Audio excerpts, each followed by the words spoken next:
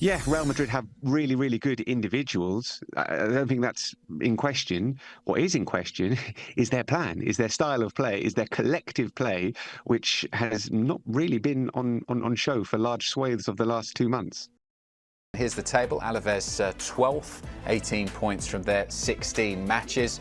We can see what it's done up towards the top. So Barcelona, the victors on Saturday, Real Madrid winning on Sunday. So it's as you were in La Liga. 4 points the gap at the top, Barca leading. For more on the game, let's bring in our Spanish correspondent, Phil Kitromilides. Phil, it wasn't exactly vintage Real Madrid, was it? But they got the job done, didn't they? And I think for Xabi Alonso and his job, that was the main thing. It was. No, it wasn't vintage from Real Madrid, but yes, it was a very important win. I was reading one of the pre-match previews in one of the Madrid-based papers this morning, and they said that Real Madrid today, the idea they had to vencer y convencer. So win and convince. Well, they did one of those things, but I'm not sure they did the second of those things. They started the game pretty well. In fact, they had 80% possession in the first 15 minutes. They were dominating without creating loads of chances, but they were moving the ball around quite nicely, playing it in and around the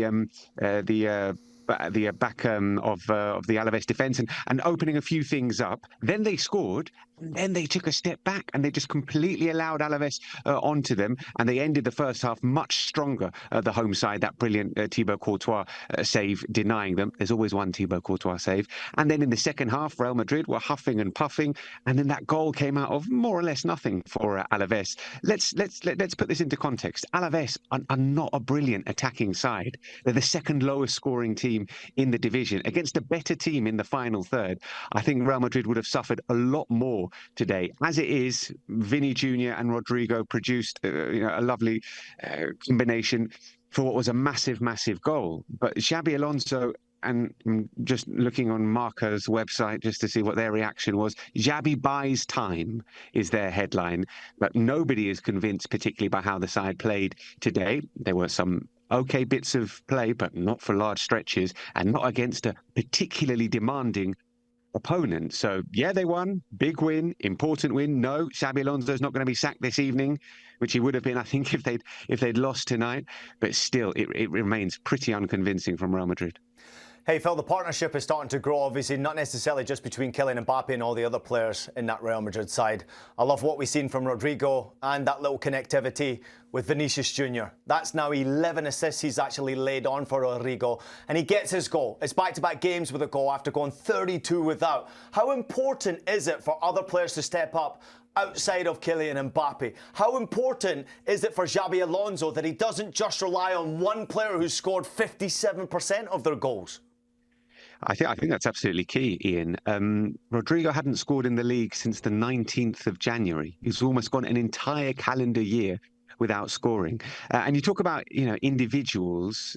That's what Real Madrid, I think, have been relying on in the last few weeks. And at the start of the season, we saw that there was a plan. We saw that there was an idea. We could kind of see what Xabi Alonso wanted the team to do, with stepping up, higher up the pitch, winning possession back, being more aggressive, being more on the front foot. And then that just hasn't happened in the last few weeks. That genuinely hasn't happened, and they have been relying on individual talent. Now, when you have the best goalkeeper in the world and the best centre forward in the world, you're always going to have a good chance of winning a high percentage of matches. But yeah, players like Rodrigo need to step up. I mean, Vini hasn't scored in 13 games in all competitions. That is not good enough for a player of his stature and on his wages as well. He needs to start contributing. You can't ask for anything more from Kylian Mbappe. His goal output is absolutely exceptional.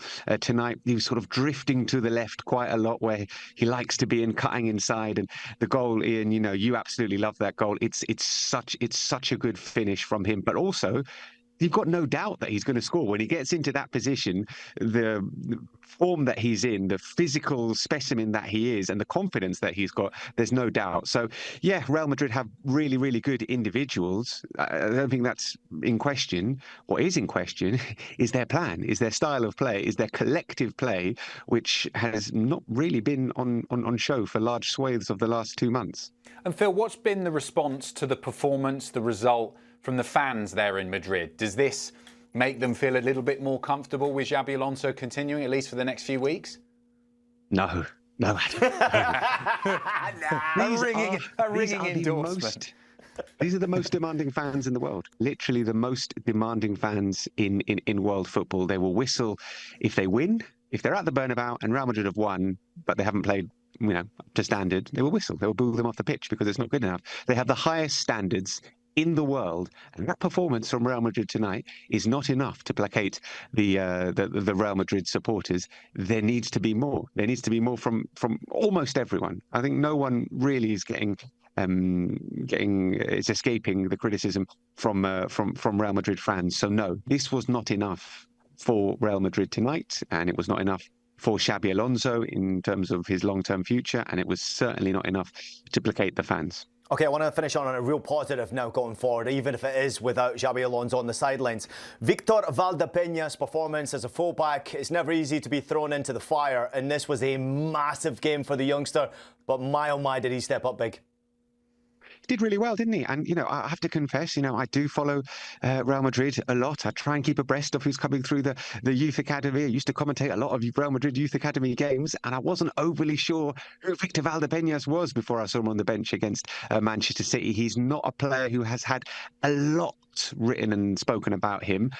But he came in and did really well tonight, playing at left back. He's actually been playing more as a centre back for Real Madrid's B team in the third tier this season, and not an easy game at all for him to come into, not just because he was making his debut in La Liga, but obviously the context, the amounts of pressure. And away at Alavés. Now, I said Alavés aren't a great attacking team.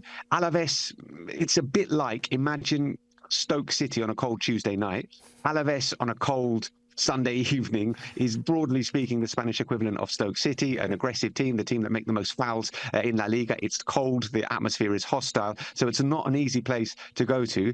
And Valdepeñas did very well indeed. So, yeah, that is something positive for Real Madrid. And maybe, and this is something that, Real Madrid fans have been clamouring for a long time, maybe we'll see the youth academy being used a little bit more. They're seeing those guys up the road in Barcelona do it a lot, and that does jar a little bit with Real Madrid fans. They love players coming through the youth academy, and they want youth to be given a chance. Valdepeñas stepped up tonight because there was literally no fullback who was fit or available for this in the first team squad for this game, and he put in a really good performance. Phil, as someone who's covered plenty of games on cold Monday nights in Stoke, and I have been to the Basque Country once, I know where I'd rather be, yes. And it isn't in Stoke. Let me tell you. Thanks very much. Food's probably better in the Basque Country, yeah. Absolutely right. Phil, as always, thanks so much for your insight. We'll speak to you soon here on Scoreline. Great stuff.